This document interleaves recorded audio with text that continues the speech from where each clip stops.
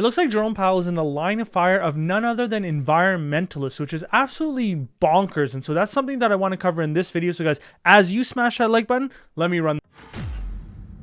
What's up guys, and welcome back to the channel. Now, this probably is the funniest article that I've seen in a long time. And so let's talk about like the first part of it. It's essentially in two parts. So one part is just talking about why the Federal Reserve needs to remain independent. And the second part is that the environmental lobby was actually looking to get Jerome Powell fired, and Jerome Powell just clapped back yesterday. So you can see here, the article starts, this is in the Wall Street Journal, with Jerome Powell saying that bringing down inflation could fuel political opposition. And that makes a lot of sense, because you're always going to have politicians that are saying, hey, this guy's going to drive the economy into the ground, blah, blah, blah. But at the end of the day, the first mandate, and I think essentially the only mandate of the Federal Reserve, is to make sure that inflation doesn't get too high. The second mandate, of course, is to maintain full employment. And those two work together, but you can cause periodic situations of not having full unemployment in order to get inflation down. That's the only thing that they should be focusing on. However, some people get it backwards. And I do also think that the Federal Reserve did also get it backwards about 2 years ago, when they just sort of left the monetary or quantitative easing on for too long, which is what caused inflation to sort of spiral out of control. But I think they're doing the right thing now. Mind you, I don't envy the situation that they're in. I do believe that they're trying to do the impossible, which is a soft landing. However, if anyone can do it, I do believe that the folks at the Federal Reserve have the competency and ability to do it. Now, this article goes on to say that the Federal Reserve is strongly committed to lowering inflation. Now, the fact that, Jerome Powell even had to say that is kind of nuts, but okay, whatever. And so he goes on to say, but restoring price stability when inflation is high can require measures that are not popular in the short term, as we raise interest rates to slow the economy. And so what exactly did he mean by that? Well, you can see that some politicians have come out and said in separate letters warning Jerome Powell about essentially against increasing rates or essentially like overdoing them. And so like this is not a horrible situation or not a horrible thing to do. Yes, of course. But really what they're doing is they're sending a letter to Jerome Powell to essentially say, hey, make sure you do your job. And like, how like weird is that? Because like obviously he would not want to overdo the rate increases. You would send the global economy into a massive decline. So I think that this is more just for their constituents to say that they're doing something. But I don't think that really does anything. And I think he just gets the letter and throws it in the shredder. But they're saying you must not lose sight of your responsibility to ensure that we have full employment. But the thing that they're missing, Maxine Waters and Sherrod Brown, what they're missing is that is not the first mandate. The first mandate is to make sure that inflation is under control. The second mandate is to ensure full employment, but it is not the main responsibility of the Fed. Now, you guys might disagree with me, and so let me know in the comments why you disagree with me on my opinion that the Federal Reserve's number one mandate is keeping inflation under control, and number two, or 1B, call it if you will, is ensuring full employment. And so Elizabeth Warren, I don't understand why she's opining on this. She's not an economist, but she's saying there's a big difference between landing a plane and crashing it, and Powell risks pushing our economy off a cliff. Okay, then Elizabeth Warren, why don't you go work for the Fed? Like the job that this guy is doing is so difficult. It's really easy to armchair quarterback, and I just don't understand what leg Elizabeth Warren has to stand on. Now, Jerome Powell did say that the central bank is trying to avoid unnecessary economic damage, including higher unemployment. So they're already doing it by slowing the pace of its rate increases, but he's repeatedly warned that there would likely be some pain in bringing down high inflation. Now, I think the challenge here is that because this is sort of like unprecedented times, yeah, they're slowing the rate of rate increases. However, because they were so quick and so close together, they don't really even know what the impacts of all these rate increases have been. And if you ask me, I think Q1 and Q2 could be very bad economically globally. And I think we could really go into a recession on a global basis. And so we'll see how this plays out. But effectively what I'm saying is that, as these guys are raising the rates so fast, so soon in between each other, we really have no idea what the compounding effects of these rate increases could be.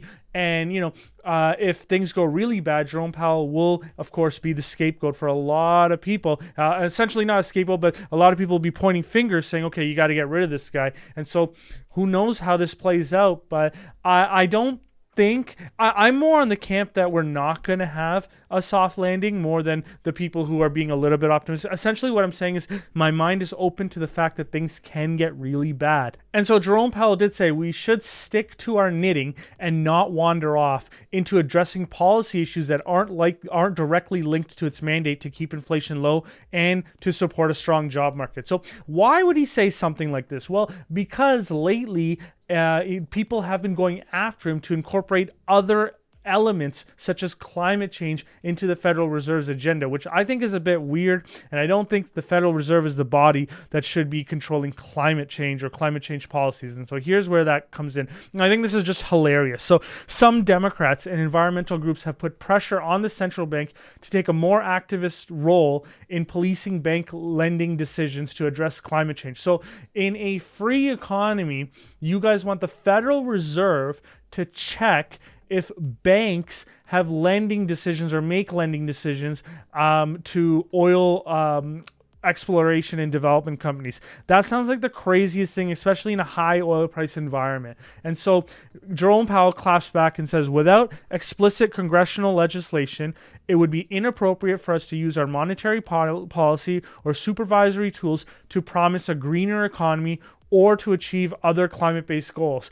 We are not and will not be a climate policy maker. And I think the fact that he was very direct and pushed back on them is the way you got to address these types of situations. Look, at the end of the day, the people who are on the environmentalist side, these are ultimately nice people who are essentially scared that, we're going to have this drastic impacts from climate change. However, the way to sort of address that is go to your politicians, don't go to the Federal Reserve. And I like that he was very direct. He didn't, sugarcoat it. And in certain situations, you just have to be direct to people that are pushing policy, especially very loud political activist groups like the environmentalist lobbies. And so I'm glad he did that. And, I did say these are small activist groups. However, this is from, I think this is the New York Times. Oh, yeah, it is the New York Times. And so even the New York Times is publishing stuff like this. So how should the Fed deal with climate change? And this article came out a year ago.